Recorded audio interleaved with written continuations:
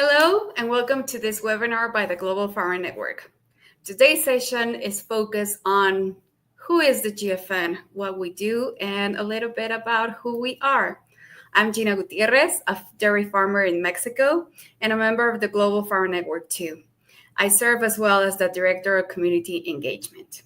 We invite you to follow us on social media.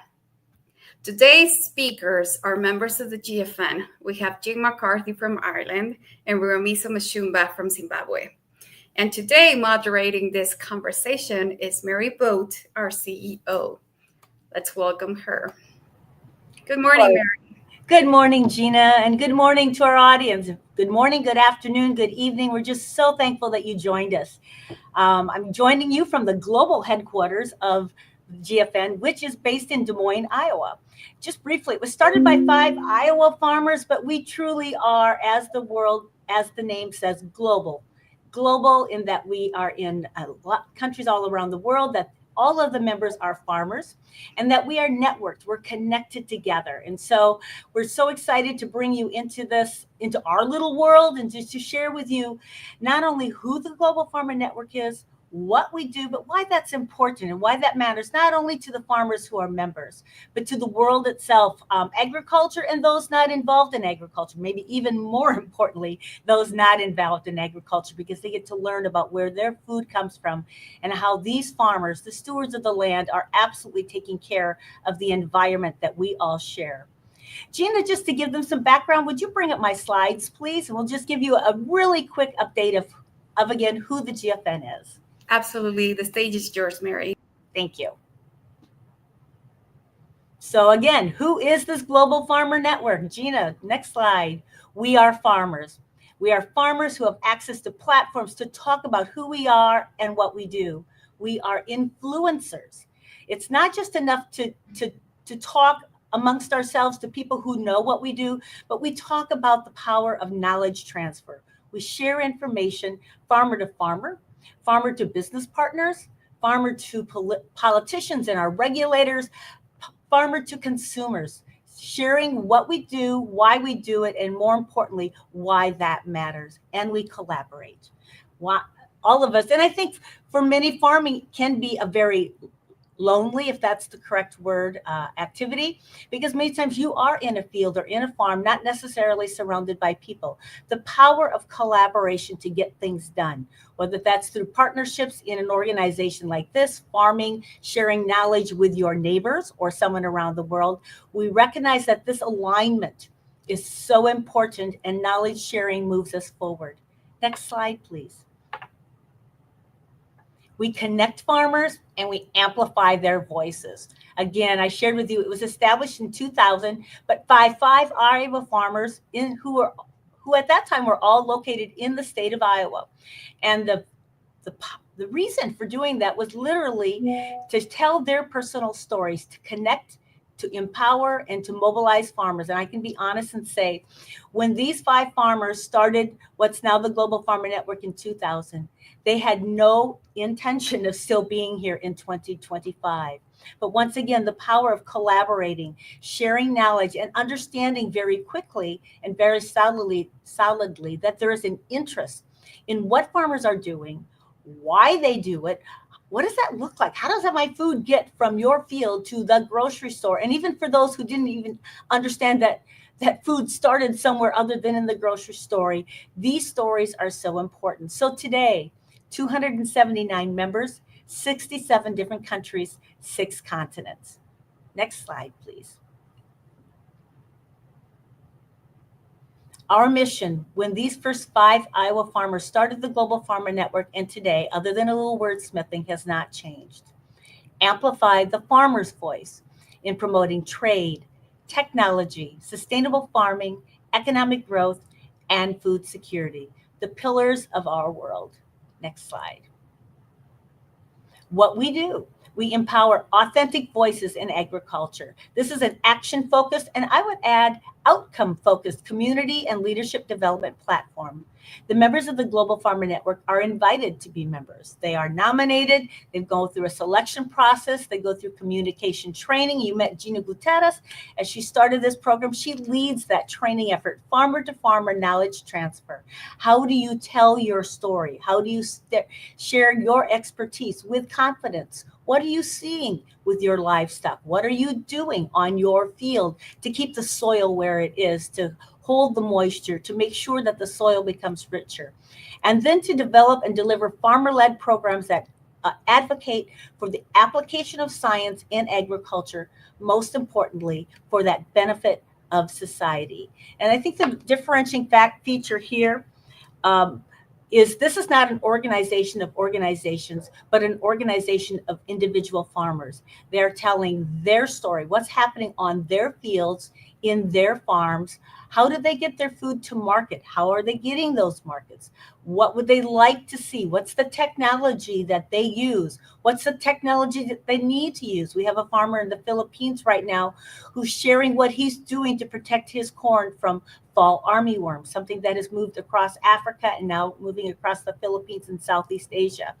How would you get more food by using less land? How do you manage water? All these things are different, but they're sharing what's happening on their farm. Next slide, please. This is a unique approach. It is, I think, again, many of us, and I will say I as well, belong to many different organizations, general farm organizations, commodity organizations. I'm a member of the Iowa Corn Growers and Iowa Farm Bureau and the American Farm Bureau. But in the Global Farmer Network, we're speaking about who we are, what we farm, where we farm, and that's it. We leave all the other titles, et cetera, behind, and just talk about our experiences. We talk about the challenges that we address. Certainly in the world today, we talk a lot about climate, soil, civil unrest, so many things that are challenging what we do and how we do it. But again, unique approach. GFN members are focused on the opportunities. What are we doing today to address these challenges? What are we going to do tomorrow to do the same thing? How do we build on what we've already done? Many people use the word scaling up. What does scaling up mean? If you're a farmer in Africa, and Romiso Mashumba is going to be joining us from Zimbabwe, when you learn about something like conservation agriculture no-till, how do you share that with more farmers, and why is that important? That's all part of the GFN story and the value proposition we deliver. Next slide, please. And our strategic goals. Maybe you've done the math and you notice that we started in 2000. Well, 2025, soon approaching, is going to be the 25th anniversary of the Global Farmer Network.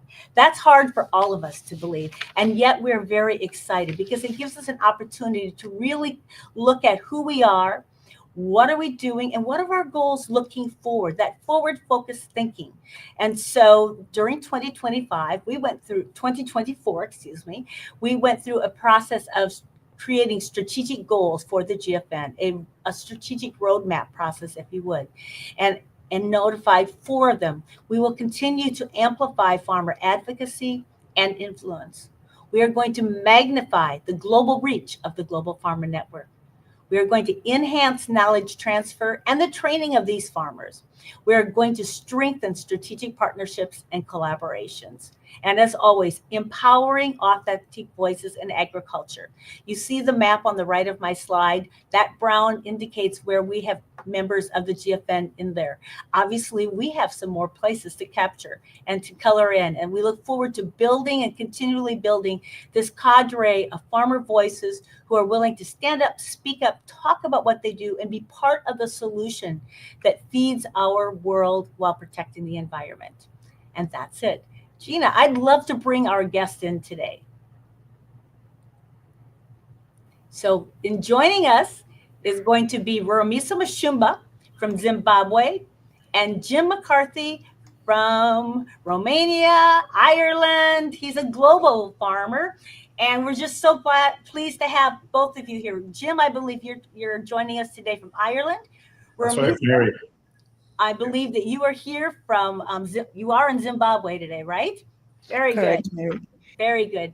And so we're deciding why be a GFN member? Why did you even say yes? So I'm going to go ladies first. How about that? Rumi, what year did you join GFN? Who invited you? Probably just as importantly, why did you say yes? Thank you, Mary. So I remember it was in 2016, and I had just, I had been farming for a few years in Zimbabwe, and I really was at a place of trying to look for networks and organizations I can join just to learn more. Because what I faced was that I was in Zimbabwe, faced with so many challenges. I had my agriculture degree, but really looking for mentorship and opportunity to be part of something bigger than what I was doing. So I knew a lady called Nyasha Mdukuti from Zimbabwe who pretty much I knew her on social media. So you see the value of connecting with people on social media. And she used to share lots of stories in agriculture. And then she reached out to me to say, would you like to be nominated for the Global Farmer Network? Because she liked what I was doing. And then I was, in my rural area and really didn't think that I qualified to be a member of the Global Farmer Network. I was, farming small scale and faced with many challenges, but I accepted. And I remember looking on the website and just seeing how influential the Global Farmer Network is, and just realizing that this was a great opportunity. And it was my second time in the US. Actually, a few months I had traveled for the Mandela Washington Fellowship, and then came back for the Global Farmer Network round table. And for me, it was transformational because as much as I'd been in a place of looking for opportunities to learn more, most of the opportunities I'd had received before that were mainly within Africa. So I was now part of my farmers union, talking to other young farmers with the challenges. It was mainly based on challenges. And it seemed like agriculture was really hopeless. Like there were so many barriers and exhausting to, if I could say. And then I got to sit with farmers who were sixth generation farmers, which is something I had never had an opportunity in Zimbabwe to hear from people who were not first generation, because most of the farmers I would talk to were first generation farmers. So having to hear about new technologies that I had no idea. I had an agriculture degree, but I still did not know about a lot of this technology and how it was really helping the farmer. It's very different from hearing from lecturers and professors, but hearing from other farmers. So I met farmers from the UK, from New Zealand, from Mexico, really all over the world, and sat and discussed really important conversations. It changed my life from then because, like right now, I am working with farmers to really upscale conservation agriculture because I realized that there's so much we don't know. Like sometimes in your little village, doing your thing that about how other people live and how they're farming and how they're solving solutions. But I believe strongly that in order for us to solve some of these pressing challenges, we really need to have opportunities to disseminate information, to share knowledge, like Mary mentioned. And this is the best platform been for me. And I've learned so much, gotten so much mentorship, gotten so much opportunities. Also to mention, I was a very shy girl. Learned a lot of storytelling, learned a lot about sharing my views. So the Global Farmer Network has really incubated me to be who I am today. And I'm so grateful, Mary, for the opportunity to share this journey so far. Thank you, Rumiso. And for those of us who now know Rumiso a little bit better, the whole fact that she said I was a shy girl just makes me smile because I'm thinking she's not shy now. And that comes from confidence, right? That's being around people. And this is true for all of us as human beings, but obviously as the GFN member as well. Being around people who are sincerely interested in you and what you do, ask you good questions, and actually you know that they're listening. That's powerful and provides us all confidence that our experience matters. I remember a fellow GFN member of yours from India, actually, Mr. Ravichandran, who's now on the board of directors. And he also had an experience similar to you, smallholder farmer, southern Tamil Nadu area of India, had been noticed by Dr. Prakash, who is was the dean of agriculture at Tuskegee University. He's still there in a slightly different role. He nominated Ravi, saw him at a meeting, and he just said, "I think that he would value gain much value from connecting with these other farmers and would bring value as well. Before Ravi left Des Moines, he sent me just a very short email and said, "This is the first time in my life anybody ever asked my opinion." And he was empowered by that. The fact that someone would ask him a question and understand that his answer had value. So I really appreciate you sharing all of this and this being part of something bigger than ourselves. Jim McCarthy, we've got you in Ireland today, but that's certainly not the only place that you farmed. So tell us a little bit about your story, how you got involved with the GFN, why you said yes, and a little bit more about where that has taken you as well. Mary, back in 1996, at the beginning of the launch of GM crops in Europe, I was granted an upfield scholarship, and I got to travel the world. And I discovered, Ireland is an island, a remote island in the northwest corner of Europe.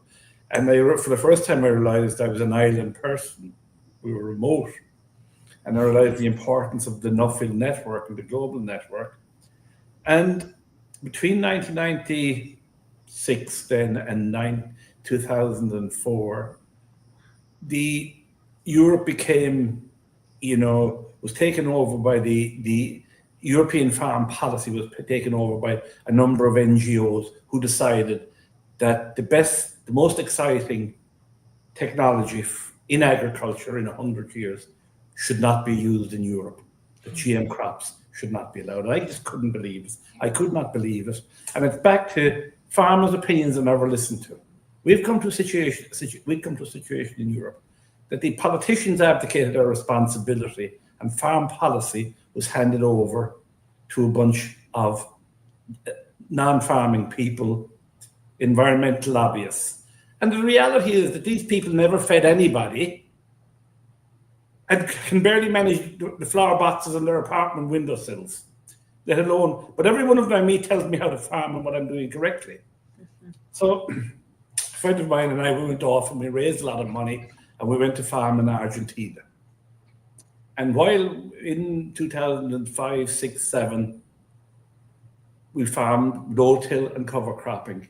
And I said, oh my God, after 3,000 years of messing around in Europe, we've destroyed our soils, we've huge soil derogation, desertification, we've huge problems with our soils in Europe, from cultivating and ploughing and all the rest, and what's seen by the environmentalists as very environmentally friendly farming. For instance, the Soil Association, one of the main promoters of organic farming, has a big piece on its website about the advantages of ploughing. Professor Don Rajkowski at the University of Minnesota, who's written the definitive work on carbon in the soil, calls ploughing the greatest act of soil environmental vandalism. But we are, by these environmentalists, being forced to have a really awful farming system upon us, cultivation. This is how you control your weeds, not through low-dose herbicide and selecting variety cover crops that will winter kill and all things like that. So we started farming in Argentina, and I could see, guys, this is a completely different world. And this is what true environmentally friendly farming is about. We're sequestering carbon. We're building our soil organic matter levels. I mean, as a member of the GFN group now, who after 40 years of no-till and cover cropping, has more carbon sequestered in his crop soils than in the native forest adjoining. After 40 years. But no, the environmentalists in Europe have decided, we farmers don't know anything about this. We're the people who decide farm policy. So Mary, then I heard about the GFN. I inquired from somebody here in Ireland who knew about it. And next thing, this wonderful woman called Mary emailed me, and would you like to come to our conference in 2008? And that was the thing, and I thought it was amazing. And I loved it. And being a member of this group is so exciting, and I feel very privileged, to do this. So we sold our Argentina business in 2011. All the shareholders needed a lot of money. It was a very successful investment. And then in 2012, I assembled the money, put fundraising document in place, and I'm now the managing partner of an investment which is predominantly owned by the Cattegat Trust, a very progressive charitable trust, but I'm the managing partner of this business. In Argentina, we farm 20,000 hectares, growing all kinds of things. Well, not all kinds of things. But our big claim is that in a country obsessed by ploughing, we are actually really pushing ahead with regenerative agriculture, no-till, cover cropping, and people don't believe us that we can grow sugar beet and all crops like this. And we have a very big forestry project as well. We're planting all our lower yielding areas. I mean, I don't know how many farmers and environmentalists in Europe have, but we as a business have planted 65 hectares of oak trees this year. Oh, cool. Leave as a permanent donation to the people of Ballyshan County, because even my grandson, my Romanian grandson, won't get any commercial value from this, but it is something of real, genuine contribution to the community, oak forest. We're planting other shorter term forestry as well. But the big thing we're doing in Romania is we create very good employment. We employ 140 people, and we farm regeneratively, and we're bringing back our soils. And I get so much help, Mary, from the people within the GFN group on this journey. And there's a level of expertise and knowledge. And the GFN is a bit like being in the Nuffield. When I was on my Nuffield in Australia, I studied scale and farming, how it's achieved. An Australian farmer said to me, all you Nuffields have the same brush stroke down the middle of your back. You're very progressive, very go-ahead people. And that is the thing in the GFN group, is there's this huge hunger for knowledge, genuine hunger for knowledge. And there are these tremendous people who are so happy to share and have incredible knowledge. I think you take Gabriel Carabajal, people like that. There's people in the group who are just amazing. There's people growing crops I never even heard of. And I look on and one will say, oh my God. And I'm privileged here in Europe in that we have a long established agriculture. People like Uramiso, I really take my hat off to the African farmers who are starting from a very low base. But my God, are they having a go? And that's the thing about the GFN. It seems to attract positive people, who have a spring in a step and a sparkle in their eye, and they're going places. But it's a very exciting thing to be part of. It's an exciting part for us to I just did here. So I'm the daughter of a dairy farmer. I've milked a whole lot of cows in my life, and it was a corn and alfalfa and sorghum and stuff farm. But farming in the 50s, 60s, 70s in the United States is significantly different than it is today. And farming is different everywhere in the world. And so much of that really is because of what both of you have just shared, that transfer of knowledge and the power and the ability, honestly, to travel.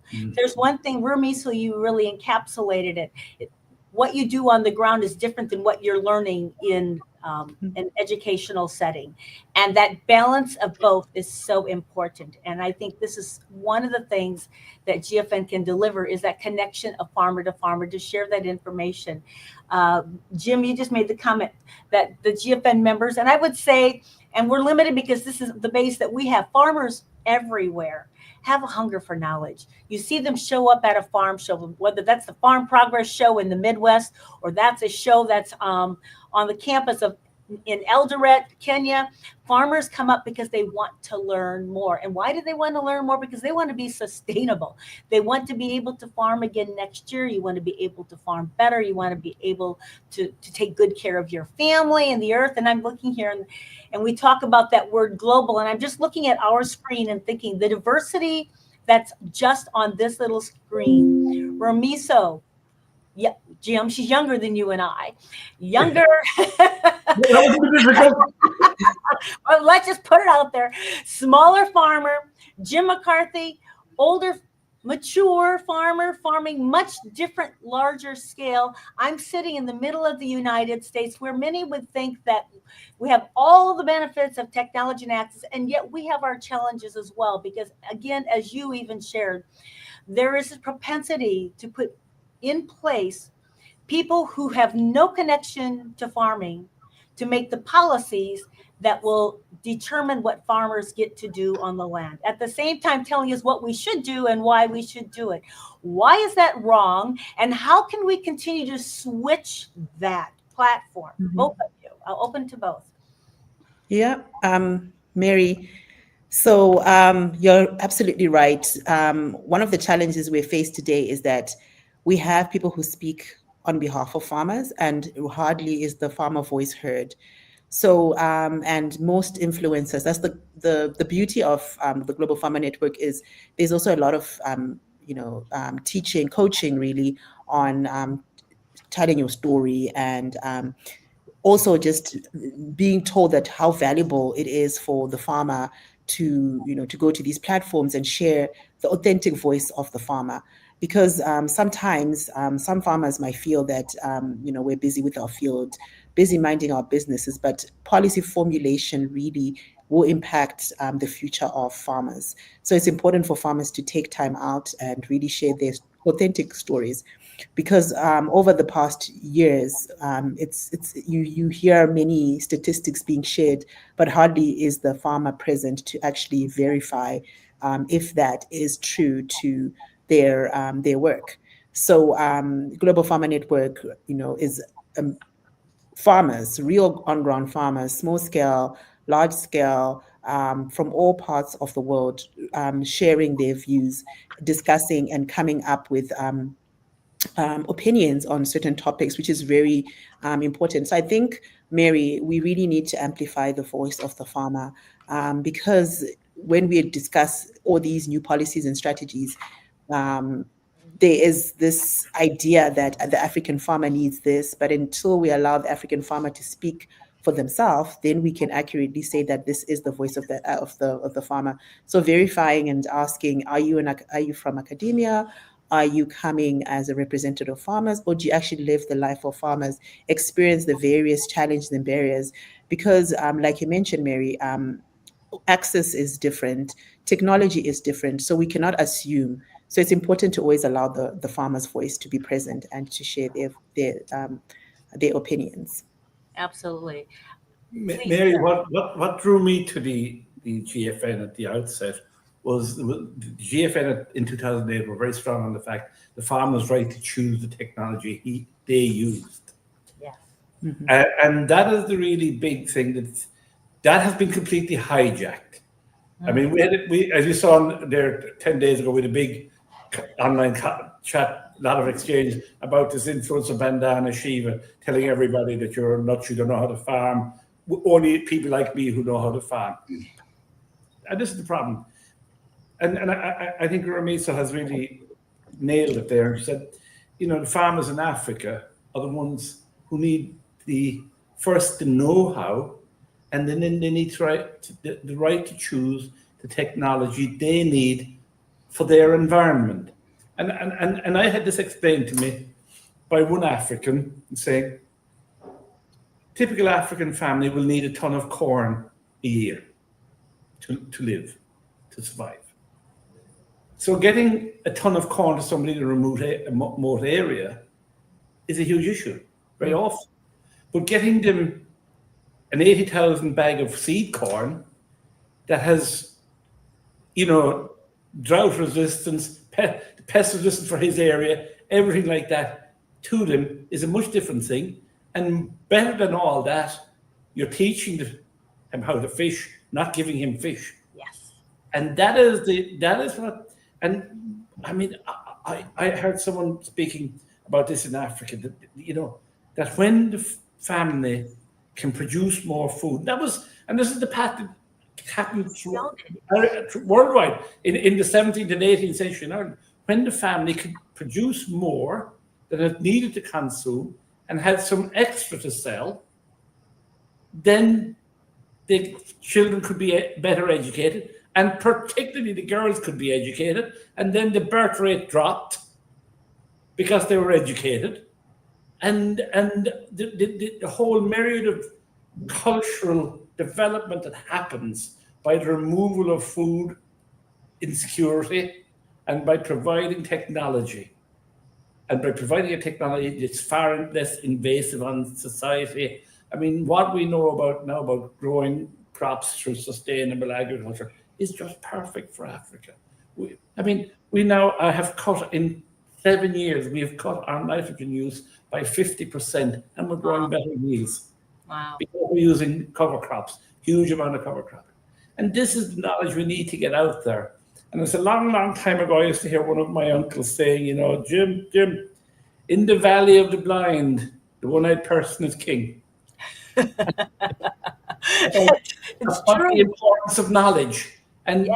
Miso has alluded to this in Africa. The farmers need the knowledge and they need exposure to groups like this who are genuinely lovers of farming and lovers of the soil and lovers of what they do, not NGOs who collect money to live a wonderful lifestyle in smart hotels and forcing their uneducated opinions on other people. And this is what groups like this do, is elevating farmers and making knowledge available. The amount I've learned from other farmers in this group is staggering.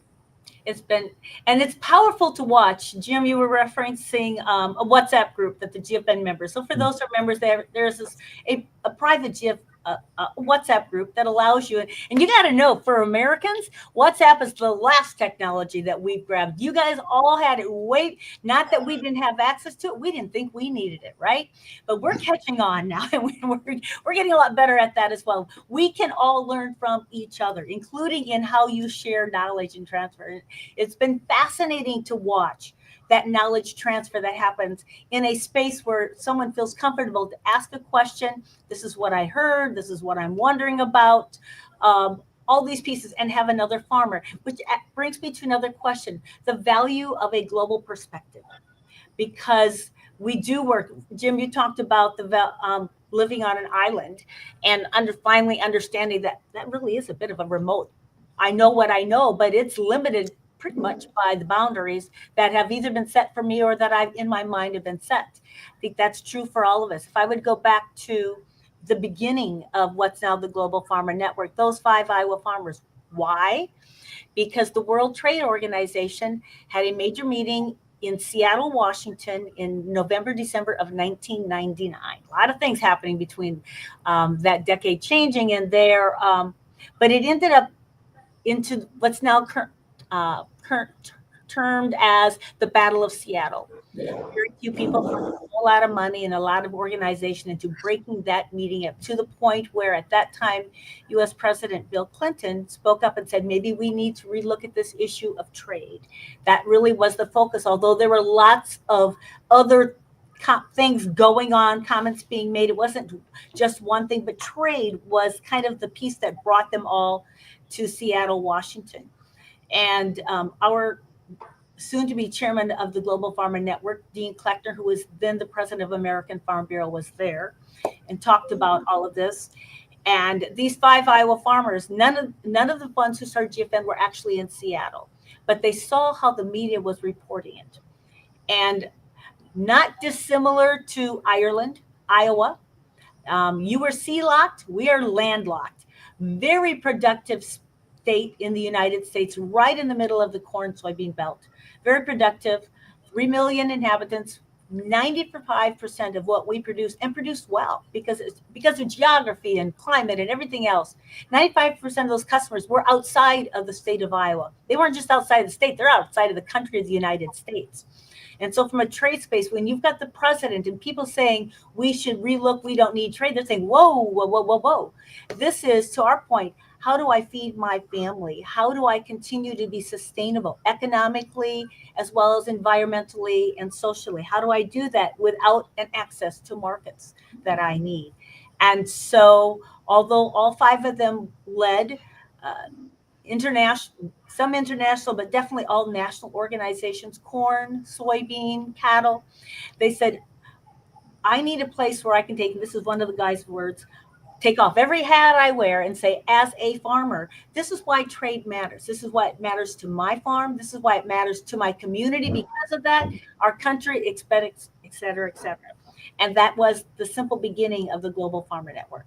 It was farmers saying, as a farmer, this. And what we learned very quickly is that perspective was of interest.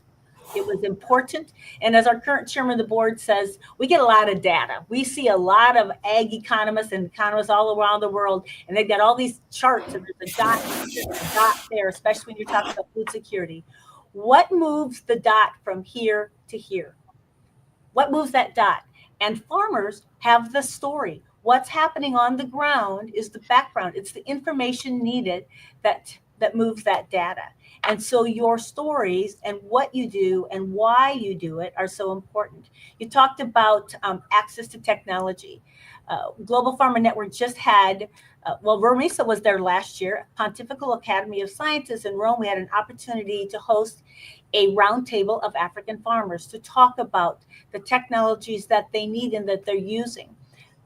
Just this past October, 9 more farmers went to the Pontifical Academy of Science, talked about, again, their stories. The power that came out of that was the realization that not one size fits all. Farmers need the right to choose that technology. What is that technology for them? Vermiso, what's that next technology that you need on your farm and the people that you're working with in your area? What do they need? Thank you, Mary. Technology is the way we need to develop is we need to really consider technology. When you were just talking about the value of technology, I was just reminded of how many people, when they talk of farming I've talked to various people, when you talk about we're trying to support farmers to get access to technology, they always think that, oh, like these ox drawn, like very simple, primitive technology that should be given to Africans. And I'm really an advocate that no, Africans, we want the latest technology. We want to be able to be as efficient as all the other developed countries. And this talk that we should be using technology that was used in other countries 200 years ago is not going to develop Africa. So I'm a super advocate for access to technology and looking at the technology that we need across agriculture. For me, like with the farmers I'm working with, I'm really promoting conservation agriculture. It's only a few years ago when we had severe droughts that we actually, most people in Zimbabwe would say they heard for the first time conservation agriculture. But when I've been to the US, this has been no-till farming has been talked about for decades of, so why are we, slacking behind as Africa, only hearing about these technologies now? Why are we still being promoted to use a lot of manual labor and ox drawn when this was done like long time ago in a lot of developed sectors in agriculture? So I'm a super advocate for conservation agriculture, for the use of tractors, equipment that is efficient and fast, that can do work, that reduces the labor burden on women. My organization that I work, Mary, we are really supporting the woman to have, like I was visiting a woman the other day and she said she spends 2 weeks to just weed a field of less than about a quarter of a hectare. She's weeding it from 6 a.m. every day until in the evening, and she's continuously weeding for 2 whole weeks. This is labor on that, this she could be resting, she could be doing other things, she could be productive, but she's spending it bent back weeding. Yet we have access to technologies like, we have herbicides, all these things people don't even know the value of them and how they increase productivity. So if we're going to develop as a continent, we really need to scale up faster than we are. We really need to speak to our policymakers in terms of what are they promoting technologies out there. We need to make sure our farmers are efficient. And, there's a lot of conversation on the continent around young people not wanting to go into agriculture, but young people don't want to go into very labor intensive, job, something that's not rewarding. And what I've also learned is that it's not working hard physically doesn't necessarily give you the return, but working efficiently. So most efficient technologies, what is artificial? Now there's, artificial intelligence coming out. What sort of artificial intelligence is there that can help us make better informed decisions in our organizations and our farms and be, like a lot of farmers in Africa, we're farming on small pieces of land. How can we measure our productivity per square meter and use the best technology, whether it is seed technology, if it's equipment, irrigation, everything should be efficient, using resources wisely, because we know we're not growing more land and water is depleting. So we need to be as efficient as possible. Ramiso, the first picture I saw of you was you posing with your tractor. That's technology as well. Mechanization, irrigation. There are so many different levels of it. And I think sometimes in the world that we're living in, when somebody says technology, their heads immediately go to something, Jim, you were referring to GM technology or some kind of science that they don't personally understand. So it can be a little bit of scary. And the reality is technology is broad, it's unique, but it's important to all of us. We're all sitting here connecting virtually from many different parts around the world. This is technology as well. Do we want to go back to only being able to connect if we are in person? And by the way, that would be pre-airplane, so maybe we'd have to walk or we're stuck on our little islands. I don't think so. And so again, that power of technology. Jim, you're still farming in the EU. Your story with GFN started in the EU. You're still in the EU. You have some challenges in policy. What's the next top technology you need to take that next step up? Mary, we need GM crops so badly. We need GM crops so badly. But if I could go back to Ramiso for a second, in 2009, Mary, at the World Food Forum, 2008, I was asked to speak at short notice, and I said that in 30 to 40 years, the NGOs would actually, history will judge them enormously harshly for denying Africa the technology it needs. Oh no, Africans don't need GM crops. No, they'll be robbed by the seed companies for expensive seed. Well, Ramiso has just explained it. A woman spending 2 weeks, dusk till dawn till dusk, weeding a quarter of a hectare to survive. When if she had a GM ready crop, a low dose Roundup, job done, and she can develop and grow. But Mary, you said something interesting earlier, and I'd like to come back to it, about our own thinking, and we growing up in our place. This is one of the big issues that farming faces everywhere, is that to survive in agriculture, you have to be strong-willed. This is not an easy business. You have to be strong-willed, so you have to have strong beliefs. And we very often have very strong beliefs, but I often say to people, use the great quotation from Marcus Aurelius, the Roman emperor, who was a wonderful philosopher. And he used to say, every day you need to say to yourself, is my thinking based on fact? And we as farmers really need to challenge, because we can blame government policy and we can blame NGOs and blame everybody. But actually the most limiting factor in most farming businesses is the person in charge, the leader of the business. Because most businesses will rise to the level of the inefficiency of the person in charge.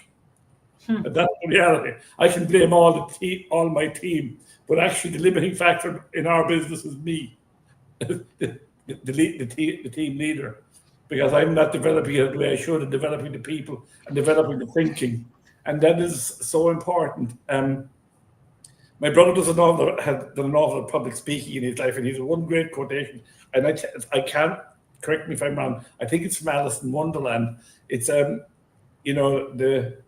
someone said to the Mad Hatter, he said, gave him his opinion. He said, "Oh, my mind's made up. Don't confuse me with the facts." That's exactly right. and we need that, and that's why we need the support of this group. Is my thinking based on fact, guys? This is what I'm thinking of doing.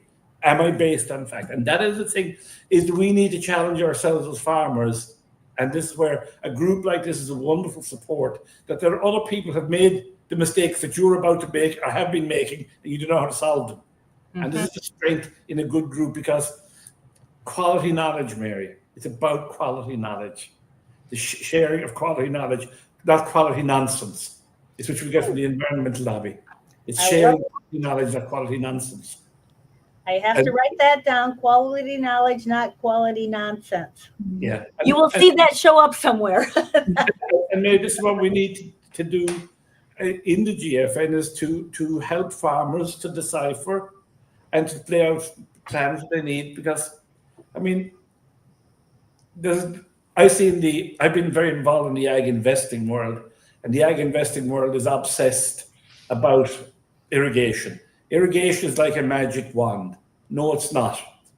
It's not a magic wand, because temperature is actually a bigger problem.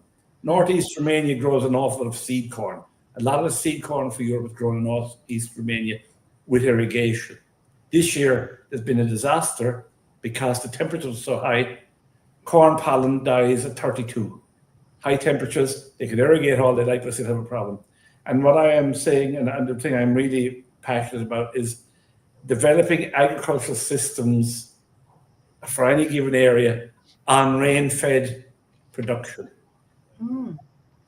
Rain-fed production. That is really what I feel, as somebody now who's been involved in this all his life, is to try and develop systems for part of the world with rain-fed and how we harvest what moisture we have. Irrigation is enormously expensive, enormously capital intensive, enormously energy intensive.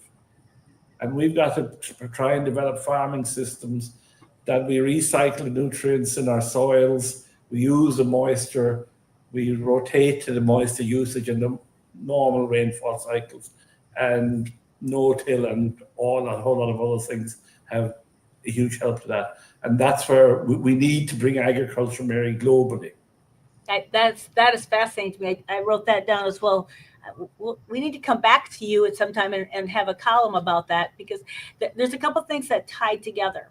One of them you talked about, which I think is so important, the necessity of changing our minds, and that has to happen in the leader first. Jorge Lopez Menendez is a fellow GFN member, Argentinian, but worked in West Africa for 10 years. And children now in school, so now he consults. He still goes back and forth, but he talked along with both of you talked about Argentina and South America and the power of the no-till movement there and the amount of data that they've collected. But as Jorge was been spending time in Africa, he said, the first thing you have to change is a person's mind, because until you change their mindset, you can't change the system. And that has to happen. And we're hearing that same story all over the world. And so there again is that power of that global perspective. And I think probably even more so the power of farmer to farmer information and knowledge transfer. It's one thing to hear it from an agronomist or someone who's selling a product, but for another farmer, my head is just thinking in the WhatsApp group again this morning. A.D. Alvarez from the Philippines has a government official that's coming to his farm. There's some weather challenges that they're very concerned about. Another super typhoon that's again talking about the challenges that are going on in the world. But he has a stand of GM crop, it's BT corn, that has resisted the fall armyworm. And there are amazing things. But he has been personally hosting other farmers on his farm so they can actually see it, because it's one thing to be told, it's another thing to do it, it's another thing to see it. So I think that's been an important piece coming out of here. You both also talked about mindsets, but also the power of leadership, and we've talked a lot about policies. Earlier I was grabbing through my notes here to remind me of and to set the facts. So in 2024, 60% of the global population hosted an election. The US election of just this past week was the final one. 7 of the world's 10 most populous countries held national elections. That is a significant amount of the global population. And we know that leadership matters. And who is making these policies and leading these policy conversations matters. The Global Farmer Network clearly focused on amplifying the farmer's voice.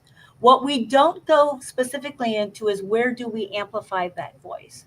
And I think in agriculture, I don't think it's inappropriate to say globally, we often find ourselves in reacting to the policy as opposed to being those involved in voicing what that policy should be, being there at the beginning.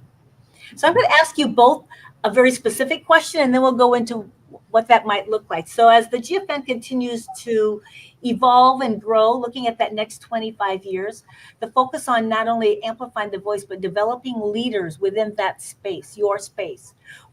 Jim, would you ever consider running for political office or being in a space where you were part of the conversation before? And Burmese, I'm going to ask you that same question. Would you ever consider running for political office, or if invited to be part of a cabinet or a regulatory body, would you say yes? Mary, no, I would not run for politics. And I will tell you why. Please. I suffer from coming from a world that's very black and white. Mm-hmm. And, you know, in my world, if it waddles like a duck and it quacks like a duck, well, chances are it's a duck. And I work with that, and politics, I find it very hard. The way I see my mission is to develop really the best farming systems for the area I'm in, and we share our information and our technology. We're an open book. We will share what we're doing with anybody and help anybody. I fly to places, speak to people, help groups, and do that. But no, I'm not a political animal. I don't do Twitter or Facebook or X, whatever you call it, because unfortunately, I would tell too many people what I think of them. I have a very, very low tolerance for nonsense. I think I've been like that all my life, so I could never really be involved in politics because I'm not charming enough for it. I'm just what, and I'm gonna, Ruramisa is the person, because Ruramisa has really been on the most amazing journey, because when she tells a story, you know, the shy girl who won't speak, and now she's here presenting to a global audience. absolutely. You know, and she's charming as well. And I'm going to go to Marisa, but I'm going to tell you one thing, just my little story. I actually was invited to do that, was asked to run for political office a number of years ago, and had another opportunity to serve in a government. And I said no. And I used to run political campaigns. And so I know that business, and it's not where I want to be part, but where I felt very, very strongly, and this is where I echo you, Jim, is we all have different gifts and talents. And I felt strongly that I belonged right here, doing this, connecting farmers, being right in the middle of all of what you are doing, and lifting you guys up and providing those voices. It didn't have to be me in the front. Sometimes some of us are better in the back, and we share. We bring people together in different ways. Rumi, so I absolutely happen to agree with Jim. I'm really intrigued with your answer. Would you consider? Thanks, Mary, for asking that question. You know, I get asked quite a lot of times that would I ever consider running for a political position. I think how I tackle that question is it really depends on the value I would add to the situation. I feel that the voice of the farmer and in agriculture and policy, I've been exposed so much to not share my knowledge for the benefit of the people.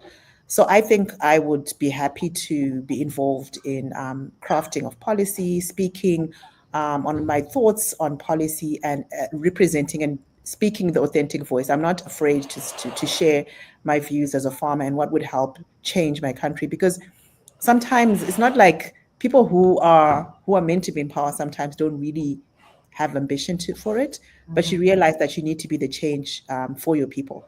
So, and having seen and learned so much and realizing that there's so much knowledge gap within the people of Zimbabwe, I am happy to always be part of places where I can voice the opinion and speak the truth on what will help the people of Zimbabwe and in Africa. Because when I travel around the farms, I see just how there is so much struggle in terms of being able to produce.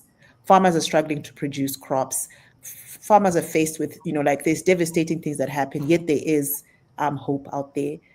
So I wouldn't be happy with myself if I wasn't able to be the hope for the people. Not that I'm going to be running for a specific party, but you never know in the future. I do not have the ambition per se, but I definitely feel I have an important voice to speak into policy. And I'm glad to hear that, because I think, again, this goes back, we all have different gifts and we have different opportunities to share. Fellow GFN member Terry Wanzik, he is a North Dakota in the United States farmer. He's also a state senator for North Dakota, and he's led their agriculture committee for the state of North Dakota. He's found himself. He actually penned a column that, and we'll all be able to see, but I would encourage all of our viewers to find the the website, www.globalfarmernetwork.org. No spaces in those words. Terry's column will be up there. He shares his story as a farmer who was encouraged to run for political office, the challenges. And I think this goes back to something else we talked about just a little. Thank you, Gina. Talked a little bit about earlier as well, is that it's not always about just telling the places where you win. Sometimes you lose. And Terry shares the story where it actually was a GM debate, GM debate on wheat in the United States, that he lost that seat. He won a seat, he lost it. And then, as Ramiso said, you have to be that voice and say, but why am I for this technology? Why does that matter? Went back and he won it again. He's been in public policy now for 30 years. He also goes and says, I'm not a politician dabbling in agriculture. I'm a farmer who's also a politician. And I think that difference, bringing that perspective is important, but it's not for everybody. In his column, he says the first thing to do is vote. And that's something all of us can do. Be engaged in entities like the Global Farmer Network. Be involved in whatever those spaces are, meeting legislators. I was starting with A.D. Alvarez. He invited government officials to his farm to actually see what GM crops could do in the fight against the fall armyworm. It's one thing to go and talk to them, but invite them to our farms. And I think that's something else that the GFN does very well, is provide leadership and provide this place where you can share information and talk about who we are and what we do and share it. And it might be with a legislator. It might be with your next door neighbor. It might be with a classroom. All of them extremely important. So we are down to the last 4 minutes. I had a note written down, Jim, and when we had a conversation preparing this, you made one comment that every day is a school day. So today is our school day. We're all on a continual learning process. Ramiso, I'm going to start with you again. Ladies first. What is the one thing that you've learned in the Global Farmer Network and the importance of amplifying your voice that you want to share with this audience as we bring this conversation to a close? Mary, that'll be no-till. Global Farmer Network is an advocate for no-till. I've learned so much about no-till, the vast technology, just what's the potential it has. So it would be a shame for me not to share that. And I'm continuously sharing with people the value of no-till. Stunning. Jim McCarthy. Mary, I think the most important thing for farmers is to really upgrade the acquisition of quality knowledge. We really have to, as I said earlier, the limitations are in our own mind and in our own experiences. And as one of my great neighbors many, many years ago, before the internet, used to say, the trouble with us farmers is we live too far away from the main road. We don't know what's going on. Mm-hmm. And that has been solved. And being in a WhatsApp group like the GFN group, the amount of knowledge I have available to me and the amount of experience I have available to me. And that's what we've really got to do. I suppose I'm further down the road in that 30 years ago, we started min-tilling and no-tilling here in our business in Ireland. Farmers got up at meetings and walked out when I talked about stopping ploughing. We were all grew up being taught how to plough properly. But it is that I think there's a basic in our lives, Mary, that if we want to improve, we have to change. And it's about the change management and acquiring the knowledge to lead that change safely and reduce the risk, because with change there's always risk. And it's to do that. So all that can only be done with acquiring good knowledge. I have nothing to add to what you two just said. Acquiring quality knowledge, not quality nonsense. Yeah. Taking what you've learned, sharing it, not just with the people around you, but with the world. And I think, again, the power of the Global Farmer Network is there. And I think for our viewing audience, I want you to invite you to look us up. You just saw just a small snippet of the power of what people have learned and their willingness to step up, speak up, and share that. And the value that we each gain from it is unique, as is as unique as we are. And that also is powerful. We're not here to all be the same. What a boring world that would be. But we can clearly work forward with one vision to feed our world, to take care of our families and communities, and to take care of the planet that we share. And I think farmers, first and foremost, you are at the head of the line. You are doing what needs to be done. And I'm so proud and humbled every day to be working with each one of you. On behalf of Jim and Ramiso, and myself, thank you from the Global Farmer Network for listening to us. On behalf of me, Jim Rumiso, thank you for making time in your day to be part of this conversation. Well done. Fair. Thank you, Mary. Thank you, Jim. Thank you, Ramisa. Thank you.